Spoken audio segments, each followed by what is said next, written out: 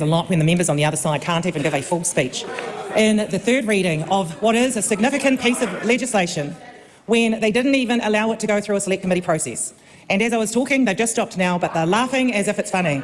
I need to say to that member Carl Bates and to the members of the government that are in the House tonight that this is far from funny for so many New Zealanders. This morning I went to an Auckland event that was celebrating 15 years since the Super City was set up, but almost every woman who I saw who spoke to me when I walked in the room talked about the legislation that government has put in place and the halting of pay equity. A prominent woman, who's not actually a Labour Party voter, they know very well, I won't mention her name, said she could not understand what they were thinking. Now, what does that say? That says that women in all parts of society on each side of the divide know that this is wrong, but that side of the House don't know that this is wrong. Apparently, they continue to stand up in the House and gaslight us and gaslight the rest of New Zealand and tell us that we're wrong, the unions are wrong, the workers who are upset about this are wrong, the women's organisations who are very vocal in their opposition to this, they are wrong. The academics who are speaking out against this government move, they are wrong. Again, what we have is a National New Zealand First Act coalition telling the rest of the country that they know what's right, we're all wrong, and then gaslighting all of us with regards to this issue. Madam Speaker, I'm still confused about how this came about in some ways. It just happened so quickly, and then here we are now passing this ugly piece of legislation. And we've had different versions of the truth from that side of the House. However, I suspect that the ACT Party leader, the soon-to-be Deputy Prime Minister of New Zealand's version of the truth is probably this one time, the truth. He was very clear about the fact that they've saved millions of dollars for the government as a result of this. What a way to make cost savings. Taking money away from New Zealand women workers now and into the future, taking money away from their children, from their families, from their communities. And what for? To pay for tax cuts that they were told were unaffordable in the first place, to give $2.9 billion worth of tax breaks to landlords, to give a tax break to the tobacco industry. And you know what's most shameful about this? Is that government were not upfront with New Zealanders going into the last election. No one voted for this. I don't recall any of their politicians standing up on a platform saying, if you vote us in, we will repeal the pay equity legislation and we can assure you women will be paid less. Who voted for that? Any woman in this country, or any man with a woman in their life that cares about that woman, will be regretting their decision if their decision at that election was to vote for that government. And I have to say, it's very clear. It comes down to choices.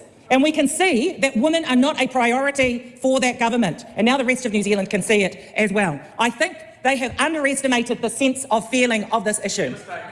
And what is really difficult to watch is the members on that side of the House quote themselves from how many months or years ago, trying to prove to us and the general public that they support pay equity. Simply not the case. And I think that this is not over, even though the government would like to think that it is. They think that by passing this legislation, it'll be done and dusted. They could do it quickly, sweep it under the rug and move on. Well, I can guarantee you that that will not be the case at all. What I feel very sad about, actually, is that this Sunday is a significant day. What is this Sunday? Mother's Day. And what that government decided to gift all the mothers of this country was a pay cut. Effectively, that's what it is.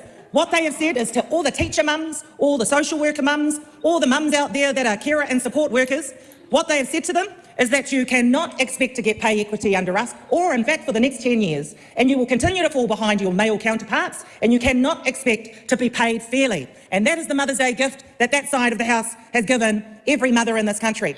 Now let's not forget that it's not just about the women and these mothers, it's about the children that they are looking after.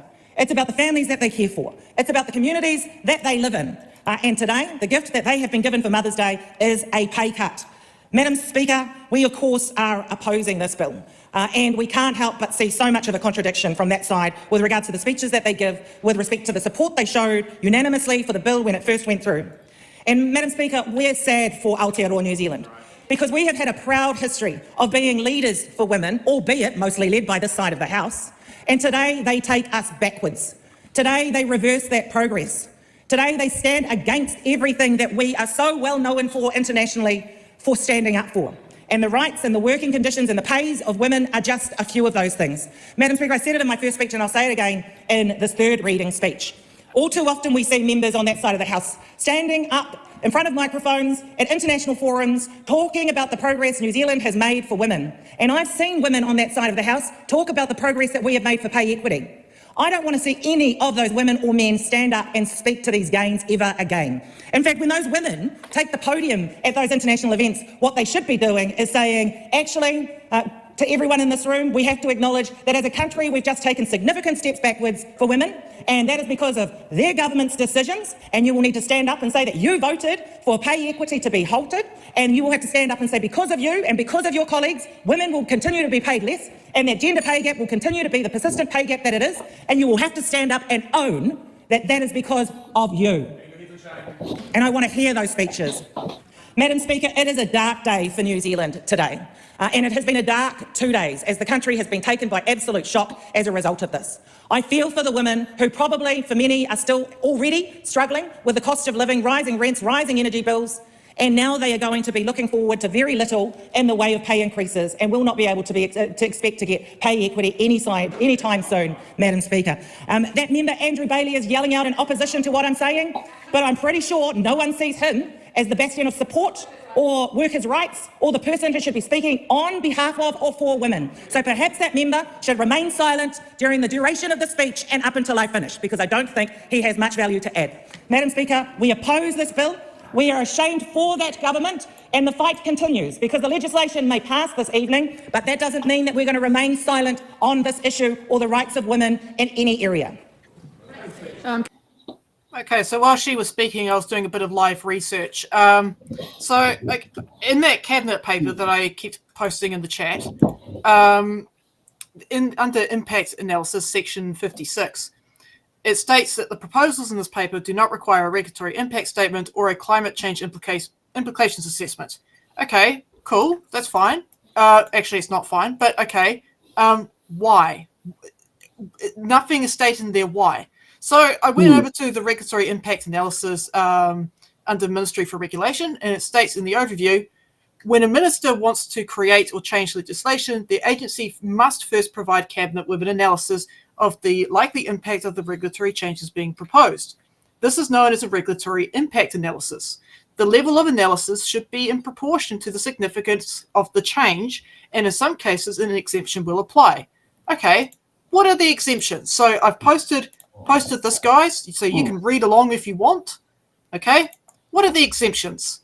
Well, an RSI is not required where a government regulatory proposal is for a matter to be included in a revision bill, or is for a matter to be included in the statutes amendment bill, is for the repeal or removal of already redundant legislative provisions. Is that what we're dealing with here? I don't think it's redundant. No, I don't think so. So let's go on to the next one. Provides solely for the commencement of existing legislation or legislative provisions. So, for an example, an order in council to bring legislation into force. I don't think it fits into that, does it? No. So going to the next one, is solely a request to authorise spending in an appropriation bill or an in-press supply bill. Doesn't fit that.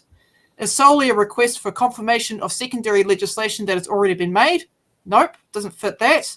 Is solely for the annual setting of income tax rates. Nope. Is to implement deeds of settlement for Treaty of Waitangi claims other than those that would amend or affect existing regulatory arrangements. Nope, doesn't fit that. And the last one is to bring into effect recognition agreements under the Marine Coastal Area Takutai Moana Act 2011. So, no, these amendments should have come with a regulatory impact statement. Yep.